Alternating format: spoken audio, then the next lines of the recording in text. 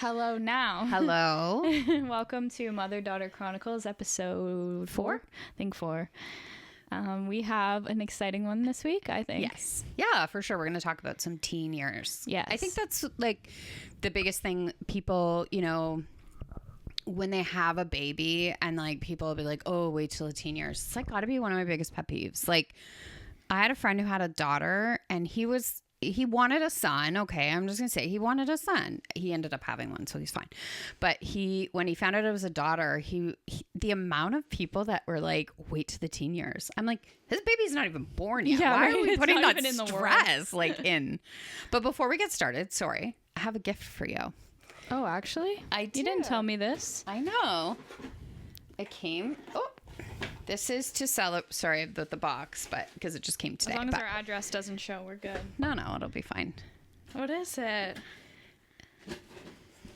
This is to celebrate fall creepy time. Sorry. Oh my god. That's so cool.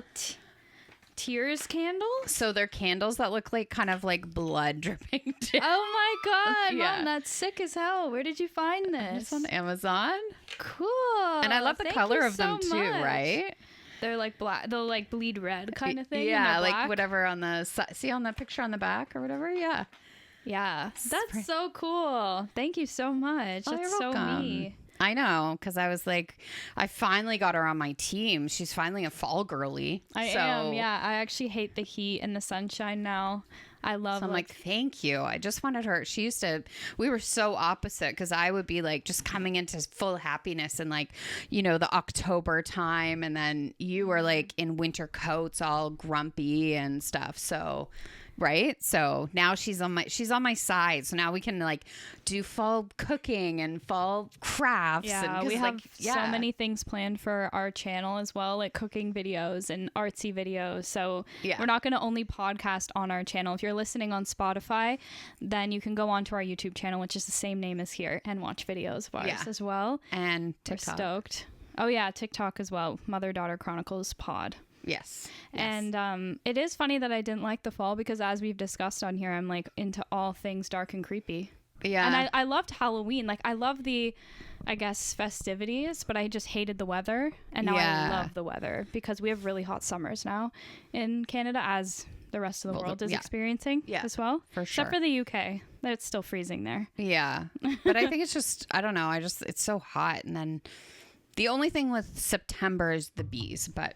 Oh yeah, we have a horrible like wasp infestation problem. I don't know if that's everywhere or just here, but it's horrible. You can't No, it's even always sit bad outside. in like schoolyards too, right? Kids aren't allowed to bring snacks anymore outside. Oh, because, really? No, because like they're so bad, right? So I guess I never even thought of that recess then. It must have not been that bad as a kid because that was never a thing. Yeah.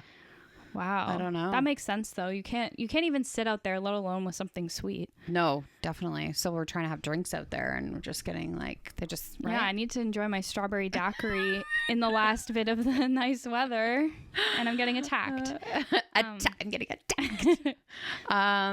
Okay, so let's talk teen years, right? Yeah, you know what's so funny though is when you said you hate when people say, oh God, just wait for the teen years. I kind of get it though. Like I wouldn't, it's a huge reason why I don't want kids is I don't want to go through that again. Aww. Or childhood. Right. Or anything. Well, like I don't want to live through it. Ever a child. No. Like, you were like a mini adult at like 18 months. Like she was like, I'm going to need a big girl bed and I'm going to need out of these diapers. And like you were 18 months and you were fully done being like a baby. You were never like a baby. Like you just weren't. 18 months is what? A year and a half? Yeah. Like we were a year and a half. That's and kind of like, creepy because I work with like toddlers and they can barely even speak. So well, like you were talking in full sentences at like, I mean, your first word, you were like 9 months and you said apple. Like whose first word is apple? Like most are mama or dada. And she's like apple. I'm like, oh, apple. And I'm ready to talk now. Yes.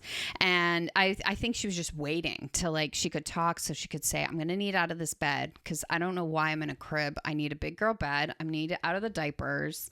That's kind of crazy because obviously I don't remember it. So just hearing that is like insane to imagine a little baby saying. Yeah. Like you were just never one of those kids that's like, I'm going to have fun. Like, No, I never was. No. Like even if she was like coloring or reading, like it was always this like, Like it wasn't a happy, joyful, luckily your brother was very much a baby and a toddler. Like that's why they're so close in age, because like your dad and I were like, we were camping. She was 7 months, whatever. She's born in January. So like 7 months. And we have a little blanket and she just played. And we were both laying on this beach reading, and we'd go in the water. Playing? That's crazy. You were just like, we had little toys and you just sat there and you just like played for hours. She could entertain herself. So we're like, I don't know what everybody's talking about. This is the easiest thing in the world. And then we had Jack, and we were like, "Oh, that's the norm." Mm-hmm. But then I would say he was just easier generally after in the teen years. Yeah, he was kind of flipped. Yeah, so I guess like it is hard. I mean, I think there's so many. This could be a 20-part series, which maybe we'll do. But I think there's definitely some key things that I just want to try and hit today, of just like to kind of get the conversation starting. And I mean, the first one I would say is like, when you have this child's like, you have to throw away all of your whatever you think they're going to be, or these expectations. You can definitely teach them morals and values and all of that, but they are who they are. They are going to be born the way they're going to be born. I never in a million years thought I was going to have a dancer. I don't know anything about the dance world, and we tried everything with you. Everything. I hated everything. And even like things that are similar to dance, like figure skating or gymnastics. I even hated that. It was very specific to dance. It was definitely a performing thing. Like when we tried all these things, from skating, hockey, soccer, like all the things you tried, gymnastics, like she said, everything. And you were in grade 1. And you were on the stage for a performance. Yeah, we had a Christmas concert. I mean, she was painfully shy. Yeah, I barely spoke like most of my childhood. Like I did at not school. Speak. Like they were like, "Does she speak at home?" And we're like, "Well, yeah." She never shuts the hell up at home. Yep. Yeah, but at school, no, I literally didn't talk. No. So we go to this performance and we're like, okay, like she's going to be cowering in a corner or whatever. No.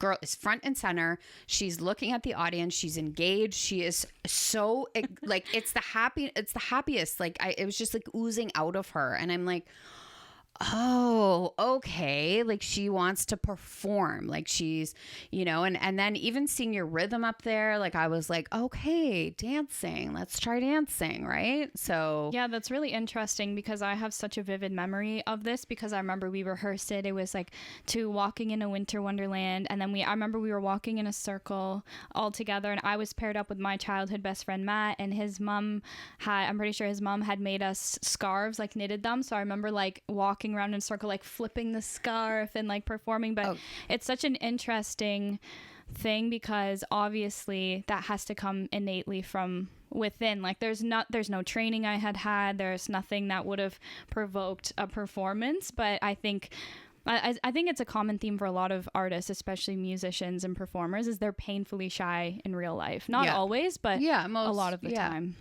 Yeah, but you get her on the stage and we were like, who is this child? Like, I mean, we've seen that side of her. I don't even know, actually, I say that. I don't even think I'd seen that side of you, of just this like pure happiness and joy. So in saying that, it's you can have these expectations. You're going to have this child, but this isn't for you to fix your mistakes, or like you're just there to guide them and love them, and that's really it. You're not trying to mold what you want. I think that's a big one. And I think parents are like, oh, I just want them to be happy, but then you hear them talk and you're like, that doesn't ring with what you're saying. If you did want them to just be happy, you would let them do what they wanted to do, right? Yeah, definitely. And like I've said before, I feel like the dance world from an outside perspective doesn't have the best reputation in the world. Like I think especially dance right now in this generation, I would say is way more positive. But back even in my childhood, dance wasn't as positive as it was. I mean, everyone knows like ballerinas don't eat, and a lot of them have eating disorders and are very unhealthy. healthy. And then I feel like the whole stage makeup on a 10-year-old gives very toddlers and tiaras vibe. So I could see how you wouldn't want to put me in that. And I feel like with dance, I really chose it. Yes. And at the time, So You Think You Can Dance, I'm not sure if that show is still on. I think it is, but we should watch that. I love that show. I know. That show was really popular. So we were watching that. And then I tried recreational dance for a year, and then they asked me to join the competitive program because I was very, very determined. Like if we were learning how to do a front walkover in class, I wouldn't only do the walkover in class. I would go home. You had brought Matt home from work, and so I'd be in the basement practicing every single day until I could get my tricks. And so I think that the teacher saw that and thought, okay, that's the mindset of a competitive dancer. She's always had a work ethic. That is, It was never pushed on me. I think you and Dad would have been perfectly happy if I just did recreational dance. I would have been happy if you even just enjoyed it in the basement. But it's this like, I'm going to get it. And I admire it on one side, I admire your work ethic, but sometimes I'm like, there has to be a better balance for you and enjoy it a little more. But it's really hard for you. You really struggle with that. Yeah, I don't really enjoy most things because like we went to a tote bag making class recently and I was having a lot of fun until it didn't look the way I wanted. And then it was like I'm not one of those people that can just kind of laugh it off and have fun. Like, who cares? It's a tote bag. Like, be so for real, Meg. But I was just like, it's not looking the way I want. And I was upset that we didn't have time to prepare. Like, I wish they had said, come with your images you want printed onto the tote bag. Right. But we had to show up and choose stuff that was there, or like we could have one sheet each. And so I just felt like, how am I supposed to pick everything I like? I just wish I went prepared and made it there. Again, prepared fun. The prepared fun would have been fun for me. I don't like willy-nilly. And I'm willy-nilly. I'm like, whatever. Yeah, she had the best time. But she's also... the best time. I was like, perfect. But you're also better at visual arts than me. Like, you're very good with like placement of images and collages and photography. Like, when it comes to still things or putting things together, you're very good at that. I'm better with like videos and dance and like anything. Editing movement. And yeah. So you enjoyed it because you're good at it. I'm not good at it. Right. I know. There's a lot of things I'm not good at either, though, like dancing and stuff. And I just laugh at myself. I'm like, whatever. But you're not built that way, and that is fine because everybody is different. No, right? And I think it's weird now because I've been teaching dance in the past little while at the studio that I grew up going to, which is the best. And I just loved my studio so much because we had the coolest music, very age-appropriate costumes. And I think that's why I loved dance so much, is because I had such a positive experience. Like, my dance teachers are sisters. Family-oriented. Like, it wasn't pushed. Like, you never felt like it. I mean, I know it's a business, but it didn't feel like a business. Like, I need to get as much money from you as possible. Not at all. It was a very like, I'm going to work you hard. And then I like that the two sisters always brought different things to the table. One was a little more tougher in class and expected more from you.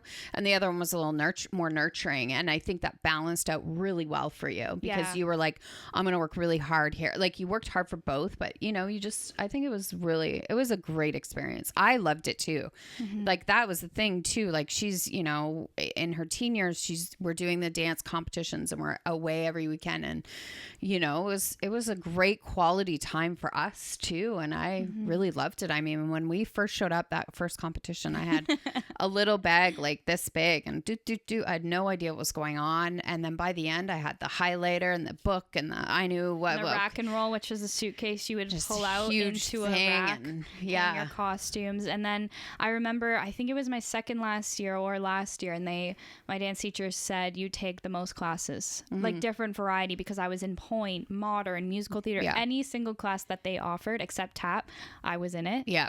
And they were just the best. And like, we danced to Lenny Kravitz, Aerosmith, like creepy songs from Dexter, and like they just had the best. We danced to a song from Mortal Kombat, or it was called Mortal Kombat, if not inspired by the video game. And then you would go to dance competitions and everyone was dancing to High School Musical. Everyone was dancing to the same thing. And that's what I loved about them, and so age appropriate. Like my last year, I had a dance solo, and they actually let me pick that song too myself. And it was so great rehearsing it. But I had like this much of my stomach showing, because it was a 2-piece, and I remember thinking like, this is a lot for the studio for them to even let like that much of our stomachs show. And at the time, when you're 16, you're like, I want to be in the 2-piece costumes. And now that I'm an adult, I'm like, okay, these are minors. They definitely should not be on stage. And anything less than that, I think. And that kind of goes into another point of like, you know, they think at 16 you think you know it all, and you think, you know, it's you know, I'm an adult now, or I'm getting older and stuff like that. And I think the thing we always have to remember as adults, which you're now seeing, is like, these are just teenagers. Like, first of all, they have so many hormones. They're trying to figure that out. They go to school. They have school demands. They have home demands. They probably have extracurricular, like she had dance. Do they have jobs? Do they have the relationships between like even a romantic relationship or their friendships? Like they do have a lot they're trying to contend with and learn about. And it's a lot thrown at them. I think it is. Yeah, I think that sounds like a lot now. And I'm emotionally regulated. Especially like I've always believed too, they say this, it's proven that teenagers' sleep cycles change, and they actually their brains want to sleep in, and then you're waking up at the ass crack of dawn to go to math class. Yeah. Like it was just horrible. And then you go to school and you're with everybody that you were maybe just partying with on the weekend, and there was all this drama, and then you got to sit in class and try to focus. Like I feel like my emotional turmoil was just too much at that time. But on the flip side, I also had so much fun. You did have a lot of fun. But you were definitely, you definitely struggled in the emotional part of it, of just, you know, like dealing with the emotions and stuff like that. And I think as a parent, my big thing was just to stay patient with her. I didn't ask a lot of questions. She wanted to offer it up to me. I would help her, but I needed her to know that I am here for you if you need me. But you know, and I love you and all of those things. And I know that it's hard. I think a lot of times as parents, we can be like, well, who cares if you broke up with your boyfriend or girlfriend? Like, who cares? You're 16. Like you're going to have a million other people. They don't want to hear that. That's not helpful. That might not even be true. It might not even be true. You never know. That might have been their love, their life, or their soulmate. You don't know. And I think, you know, I just think we have to be very patient with their feelings and how they're going about the world, because it's really hard. It's hard for them. And their frontal lobe is not developed. Mine just developed last year, and I can tell you it's a whole world of difference. Yeah, like sure. You have to just, I feel like we just need to be a little more patient. They don't have the life experiences. They don't have the vocabulary yet. And we have to give them the space, like a very safe space and time, and just, you know, be gentle with them. Yeah. Gentle, but let's not hover. Let's not be, what do they call them now? Snowplow parents is the new one, I guess, where you like you're pushing everything. You don't want them to ever get hurt, so you push all the problems away, kind of thing. No, you right? have to let your kid go through things and experience. Because that's how they learn. And you know what I think's really hard about being a teen is that you've never gotten over something really. Like, let's say your first heartbreak, it hurts so much because you don't know what it's like to come out the other side yet. Yeah. Whereas now, like, once you've been through quite a few heartbreaks, you're like, okay, I know if this happens, like, you know what it's like to get over it. You know you're going to be okay. Yeah, and when you're older, you have a stronger sense of self. So, like, as a teen, it's like if someone doesn't like you, that rejection feels so much worse because you're not 100% sure who you are yet. And I would say I've always kind of known who I was. Like, you know, I'm an artist, I'm this. Like, I had qualities that I don't think have changed since birth, and I still felt like my sense of self is a lot stronger now than it was then, naturally, as that happens with age.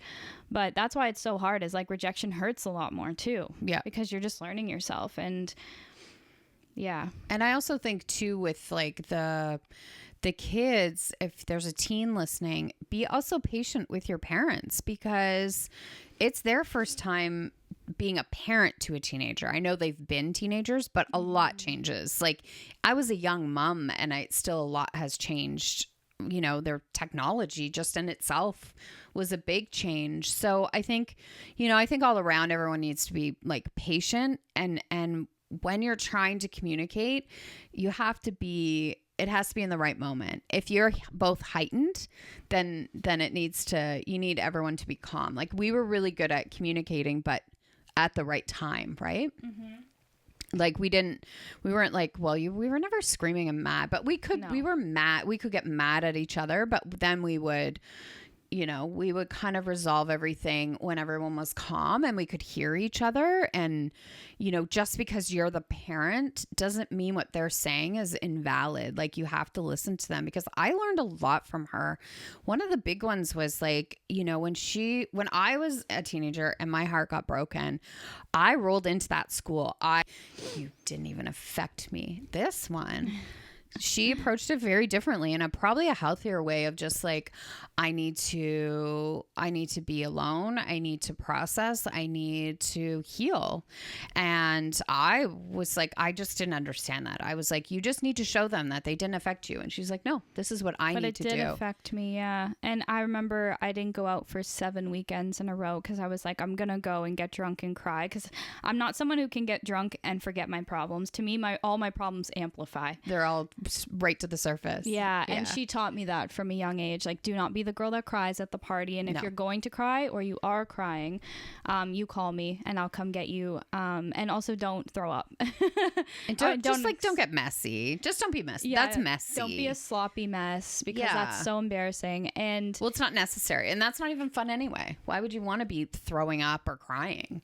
Especially when we do have phones nowadays. So that could end up online or sent around. And I think you only called me one time. Yeah, I was crying on like a curb, so I removed myself from the party. Yeah, and was there and was like, I need to go home. And then I picked her up, and you as a parent, you don't say anything. You're just, I'm here for you. They know that.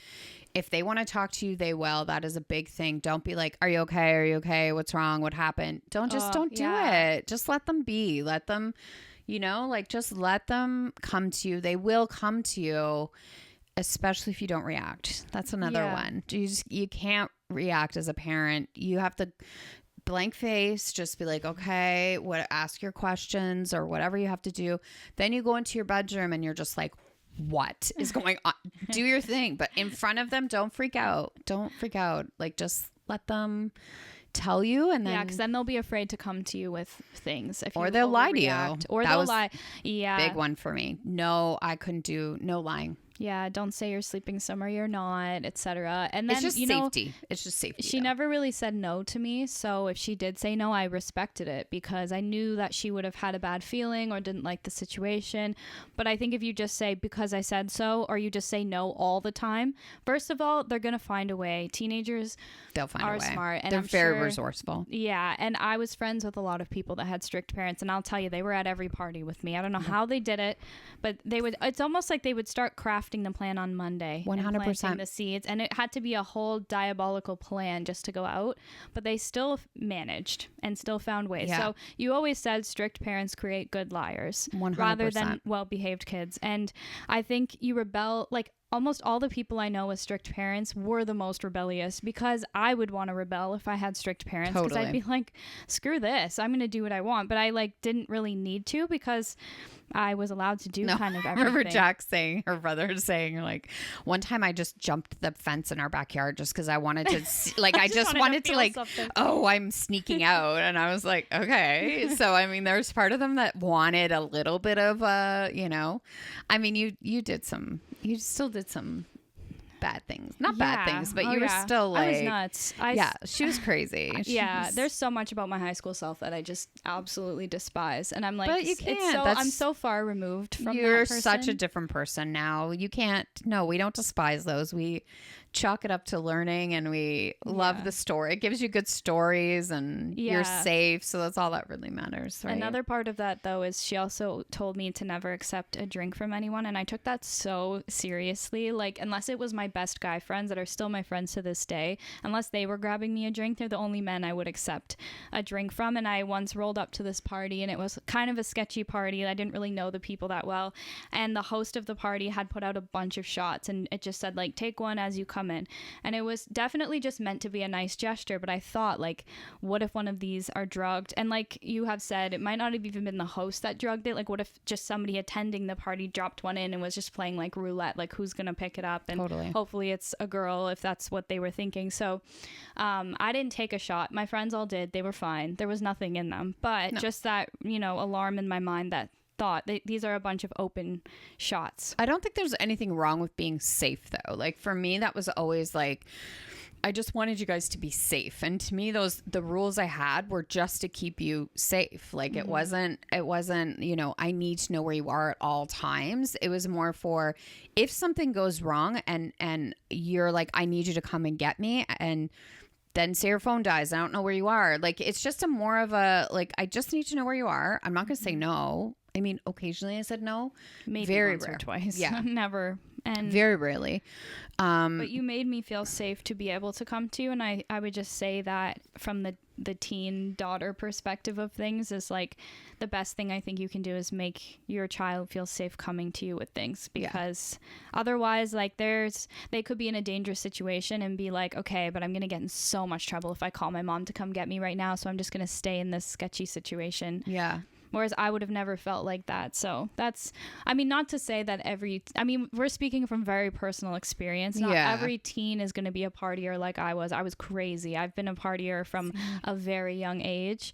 I started partying when I was like 13 or 14. You were in grade 8. Summer, grade 7 going into grade 8, because we moved up to a small town and everyone was already drinking. But I was like ready, though. It wasn't like a peer pressure thing. Like, as you probably heard from the start of the episode, was a little wise beyond my years. So by the time I hit grade 8, I was ready to party. It wasn't like a peer pressure thing.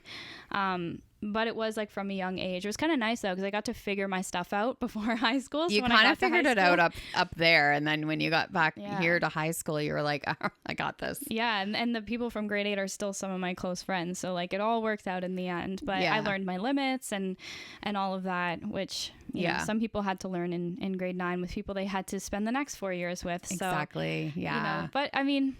But she was a really funny kid, because I could be so mad at her and I would be like, I cannot believe that you behaved like that. And she'd be like, I know. Aren't I awful? Like, she just didn't. She was self-aware from day one. Yeah. Like, you just were like, I know. And I was like, I know. Aren't I just the worst? Like, she just was like, and it was legit. She wasn't being sarcastic or anything. She's like, I know. Like, can you believe I behaved this way? So what do you like? How do you even parent that? I'm like, okay, well, I guess if you know, then we're good. Yeah, like, then we're good here. I guess we're done. I'm a really good parent. I was like, no, you were just like, and I'm like, you can't behave like that. And I know. Yeah. Like, just awful. Yeah. It reminds me also of another point though, is that I feel like because you were so open with communication growing up, by the time the teen years came, I feel like you just trusted me to make like as smart decisions as a teenager could. As they could. I mean, they're still going to make the dumbest decisions. Like, you are going to be like, what are they doing? But I also was like, I wanted you to have a strong sense of self, of an autonomy of what you're, you know, how you're behaving. And I think you did that, because you were pretty self-aware, and, you know, you weren't, I just like those kids that blame other things, you know, like, oh, they made me do it, or that. No. You're your own person, you know? So I definitely wanted you to have a strong sense of self too, and take responsibility for your mistakes, which you were really good at. You were like, yeah, I know. Yeah, definitely. Yeah. But yeah, no, I mean, it's a good start. I think the teen years are really, they can be very challenging, you know, they have to, I think we throw so much at them too, with like, you know, they have to know what they want to be when they grow up, because they have to take the right courses in high school. Yeah. And I had friggin' dad the partier and mom the cheerleader as my parents. So it was so funny. Best high school experience. We just did not understand. Like, neither of you guys really enjoyed high school. Like, you had fun at it was parties. Very hit or miss. Like, I loved the school. Like, I love learning. Learning is my favorite thing. If I could be a student forever, I would. But I didn't like doing it in the environment with people. I liked partying and I liked the schoolwork. So eventually I ended up being a part-time student where I did half of my courses at home online, because I could not get her to go to school. I would have rather done all my schoolwork at home in the day and then gone out with my friends at night or on the weekends. I hated being in that building with those people it was the worst. But yeah, I did have a lot of fun too. And you guys had a lot of fun. We had the best time ever, but we always say we didn't grow up with social media. So if you wanted to see your friends, like you had to go to school. Now, whether you stayed at school, that was a totally different thing. We used to play euchre in the cafeteria. One time, I just remembered this. One time, I used to get drunk at school quite a bit because she would pick me up and drop me off. It's not like I had to drive. And once I could drive to school, like obviously that stopped. But yeah. That's good. I hope so. But we would drink at school, and one time her elementary school that she was teaching at was like near my high school, so I was walking, it was lunch break, and she drove by me and I just looked like a deer in headlights. And when she picked me up, she's like, "What the hell was wrong with you? Were you high or something?" And I was like, "No, I was drunk." She was like, "Oh my God." Lord. But at my school you could literally have a flask out in the hallway and teachers just did not care. I mean, half of them had flasks too. So it was such a fun school though. I'm happy really I didn't go to some like uniform Catholic school. Like fuck, that's so not my personality. No. Like you and your brother went to different schools and you both suit your schools that you went to. Yeah. Like you both were like at the right high school for your personality type. Yeah, you can tell people from like towns over what high school you went to and they're like, "Oh, that's where you went." Okay, like this is like an infamously sketchy school and I loved it. It was I wouldn't best. have had it any other way because we went to the same high school, Yeah, which I know is crazy. Yeah. But we did. It's so great though. I had so much fun. It Yeah. was such a blast. Yeah, and we actually recorded this before, but we talked about you being a cheerleader, and it was so cool because I hadn't heard much about it before. Like I was saying, she could do like standing back tucks and back handspring, stuff that I was even ever too afraid to do in dance. So we were like, when I say I was a cheerleader, I was like in the competitive cheerleading. Like we did like the routines and the dance and stuff. In grade 9 and 10, I think I did the football games and stuff like that, like the regular like 2, 4, 6, 8 cheerleading stuff. But then for the rest, we had 5 years of high school. So for the other 3 years, it was competitive cheerleading. So yeah, and that's crazy because I have a friend in competitive cheerleading that like competes all over the world, and the amount of time that goes into practice. Cheerleading, we watched a documentary on it, is deemed one of the most dangerous sports. Yeah. So I just can't believe like, and so by the time I got to high school, our high school, they had cut it. We also weren't allowed to call it cheerleading. Did you know we that? didn't even have mats when we were practicing. You didn't have mats? Well, like no, we were in the cafeteria. We would move tables and we weren't even in the gymnasium. Oh, I guess maybe sports would have been in the gymnasium. So we weren't considered a sport. I don't know. Yeah, we were just in a cafeteria. Just willy-nilly. Get your back tuck on the tile floor. Yeah. Sometimes we're outside doing those if the weather was nice and stuff like that. Did you have a spotter? Yeah. Oh, yeah. We always had people around. I guarantee nobody was trained enough to be teaching these stunts. No, the 2 teachers, they were amazing. They just sat in a corner and gabbed the whole time. But they were great. We loved them because they just kind of let us be, right? Which is all that teens want. They just want you to just let us be, right? That's so fun though. But we weren't allowed. We were called Spirit Squad. We weren't allowed to be called cheerleaders because I think of people like, and in the movies and stuff, cheerleaders are like the popular bitchy ones, which is so stupid because like it was fine. Yeah. But we weren't allowed to do stunts, probably for the best. I'm not for like babying, kids, but I do think like those stunts were probably very dangerous to be doing. So true.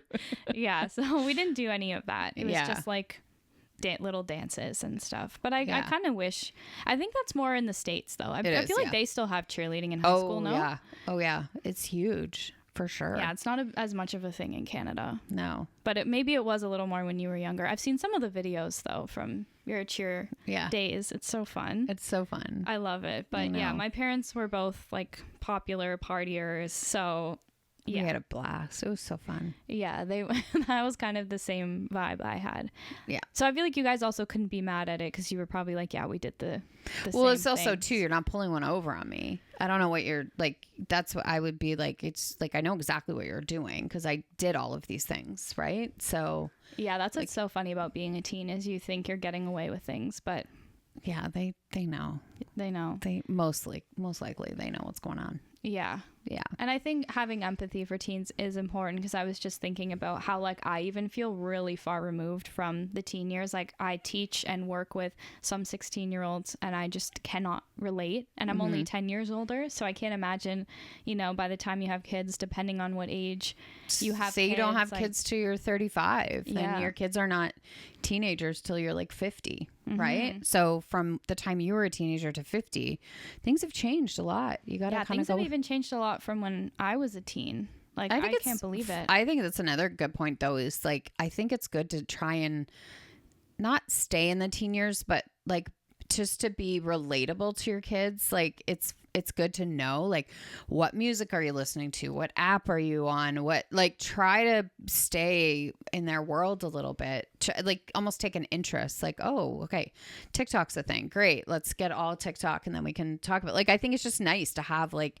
stay in the realm of your kids, right? So, yeah, because I never had that whole, like, you know how teens start finding their parents really embarrassing? I never had that, because I would have parties here and you would be right along with us. 100%. Well, I don't think your dad and I ever really grew up. So yeah.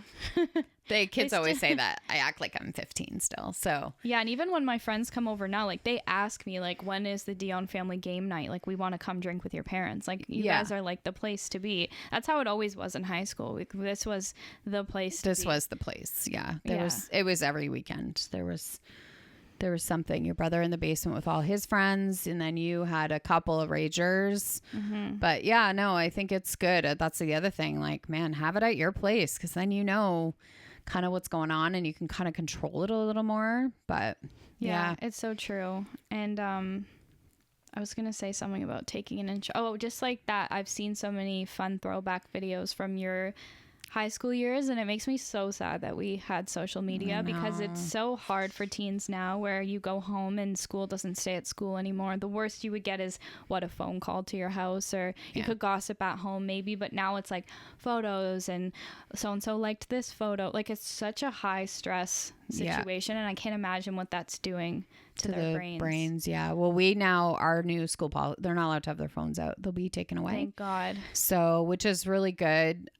In class, I saw a kid almost get hit by a car the other day because he was staring at his phone and he just started walking and there was no walk sign. So I was like, and a car had to actually like beep and stop, and he was staring at his phone. Really? And I was like, is it really that important? Like, just take a quick look up. Like, I don't know, the kids in their phones. I don't try not to say that, because it's like, you know, I don't want to be that old person. Oh, kids these days on their phones. Yeah. But there is still, like, you know, the lack of, you know, when you're walking through the halls, like, look up, like, interact with the people walking with you, and everybody's just staring at their phones. And I feel like this year is a little bit better now that they've been kind of taken away.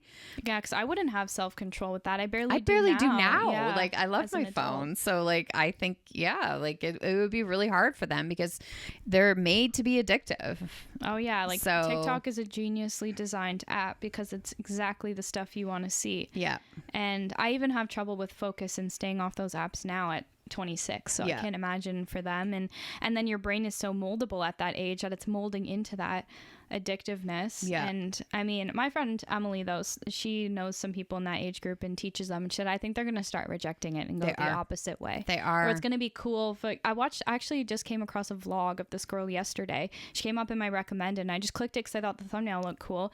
And then once I started watching, realized she looked pretty young, and her content, she barely did jump cuts. It was so slow paced. And I'm like, I guarantee this comes back in style now. Yeah, for sure. For sure it is, because we've done that. The pendulum swung. It's a little too far, because we got to bring these kids back. Like, it's, you know, you can't just sit on your phone. You got to be out enjoying the world too, right? And yeah, I was at a wedding recently, and I had to go sober because I had to drive, and it was really interesting to watch. Like, we had introduced ourselves at this table. We didn't really know each other. And then the amount of times people were on their phones was crazy. And I realized myself, if I felt a moment of discomfort, or like, what do I say to these people next? I don't really know them. I felt like the urge to reach for my phone.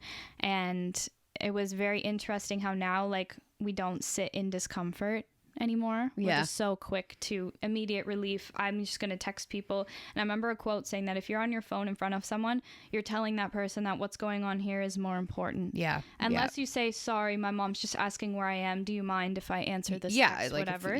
But if you're like, I watched a girl fully scroll TikTok and I was like, wow. So whatever is happening on the internet is more important than this. Yeah. Right. It is pretty. And like back in your time, you would have just had to sit there and converse or you go had stand to, outside or I don't know, do something. Go outside and smoke. I don't know. That's what we used to do. But right. Like you just, I don't know. That's what you did. You had 10 minutes between class or 8 minutes. Everyone ran out to the smoking area. That was our social time. And then you went back to class and then. That stayed a thing when I was in high school. I was never in the smoker's pit personally. No, I think it was, again, it was cool.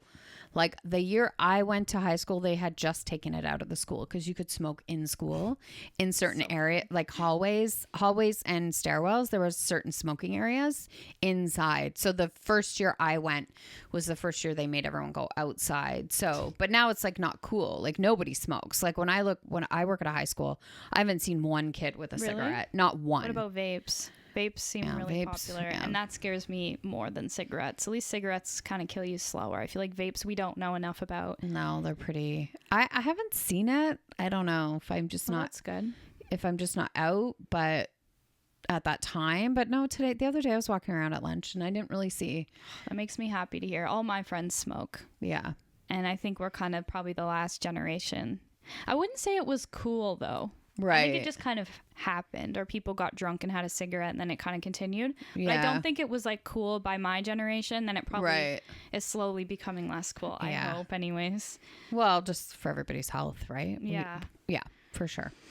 But that's so far. I think we've hit most of our points. We hit some good points. I feel like it could be an ongoing conversation. If you have any questions, like you're watching it and you have any questions that maybe we could help. I mean, we're no expert. We can just tell you what we did. Very obvious disclaimer that could have gone at the start is we're obviously not experts. And I've said before, like people's family dynamics are different. There's religious beliefs. There's so much more that goes into this and we could dive deeper. But I think as a starting point, this is good, and we can talk about our experience at least, because you never know. It helps people. It could help somebody. And then, but if you have any questions or if you have anything that we could help with, we'd love to. Yeah, leave us a comment down below if you're watching this on YouTube. I'm not sure if you can leave comments on Spotify yet, but either way, please give us a follow and subscribe on YouTube because we're trying to build up our YouTube channel as well. And that's it. That's it. All right. Thank you so much for watching, and we will see you next time. Bye. Bye.